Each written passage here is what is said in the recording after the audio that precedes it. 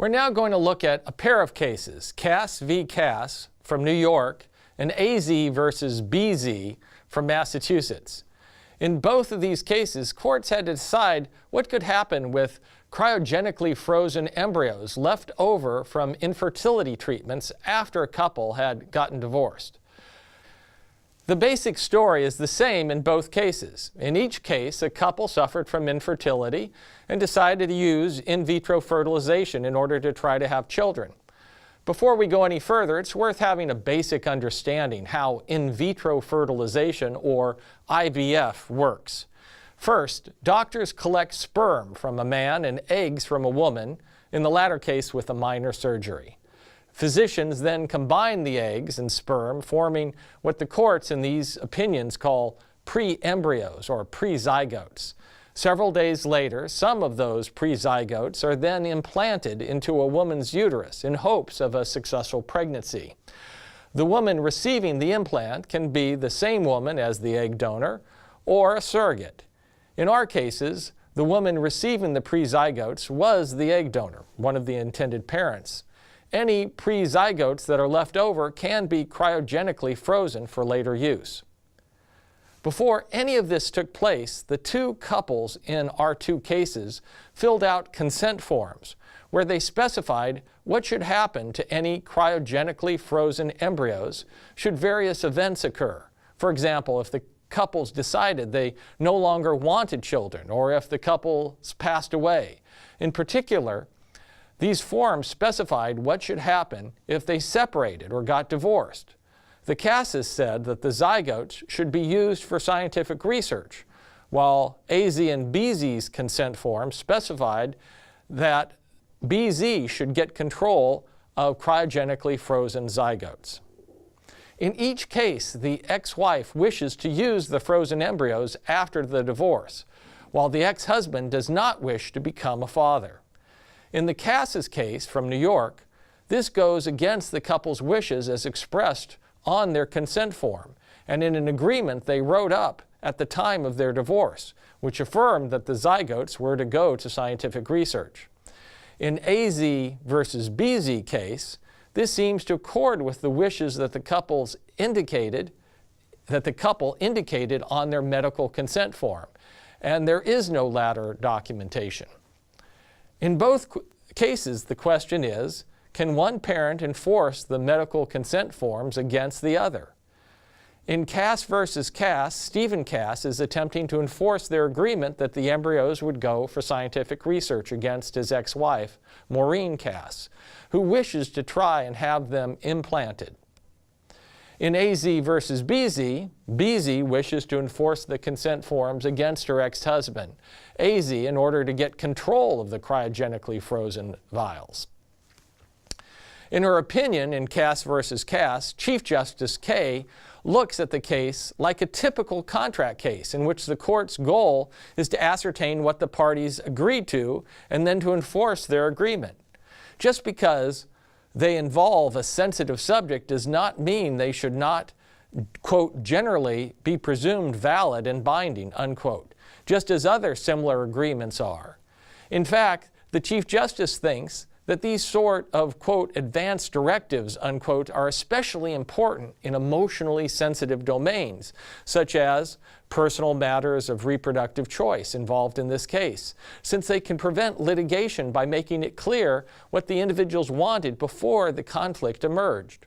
Written agreements make it possible for courts to seek to honor the parties' expressions of choice made before disputes erupt.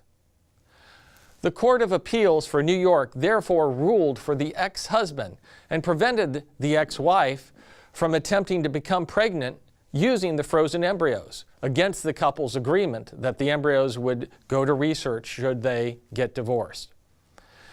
Justice Cowan, writing for the Supreme Judicial Court of Massachusetts in AZ versus BZ, starts out in the same vein, looking at this as just an ordinary contract. She recites 5 different reasons why the consent forms are likely unenforceable against the ex-husband. The consent form was an agreement between the couple and the clinic but did not say it was meant to form an agreement between the two members of the couple. The consent form do not indicate for how long a period of time they are intended to apply.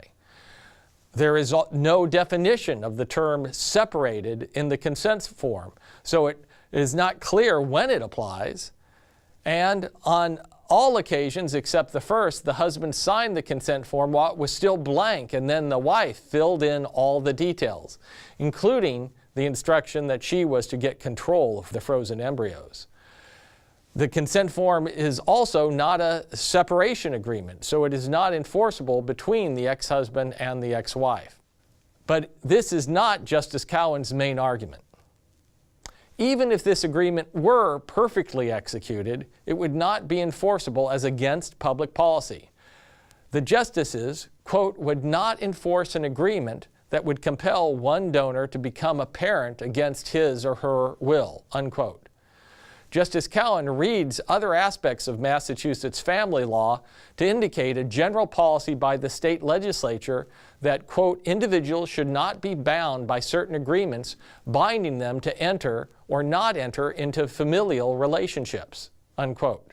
She sees this principle at work in the fact that parents cannot contract in advance to give their children up for adoption, in courts' reluctance to enforce agreements that force surrogate mothers to give up their children they bear, and in their refusal to enforce contracts requiring an individual to abandon a marriage.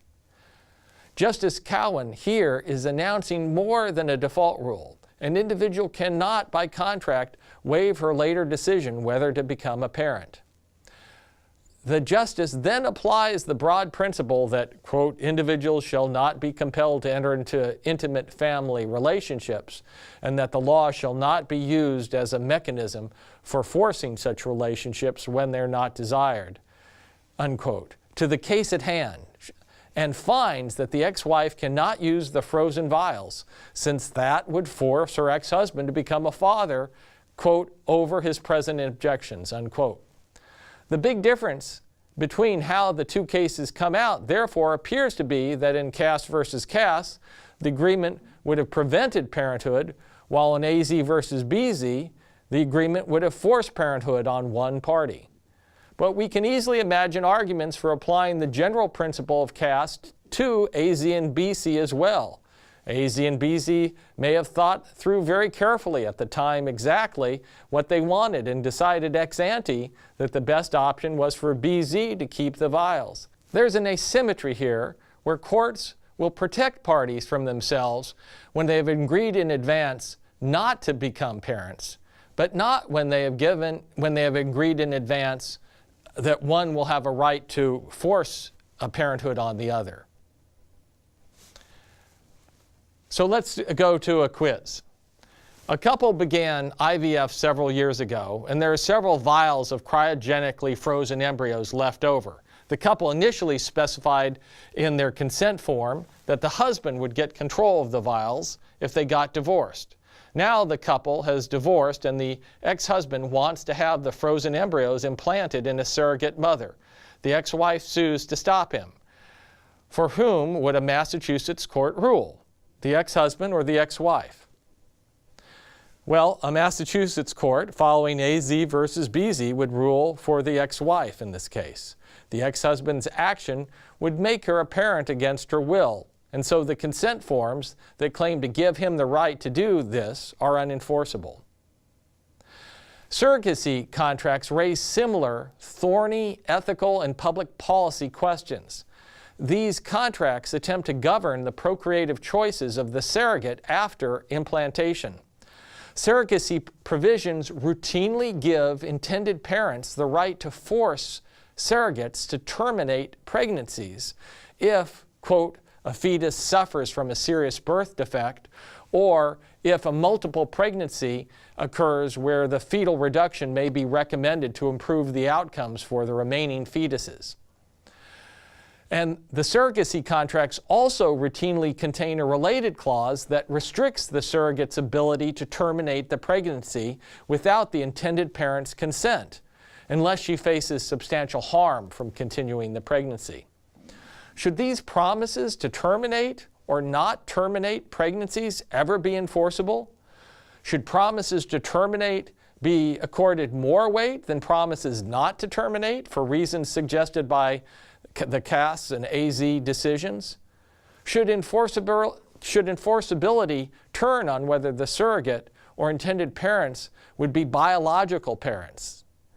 Few scholars think that a court would ever order specific performance of the surrogate's promises, but the possibility of damages is subject to differing views.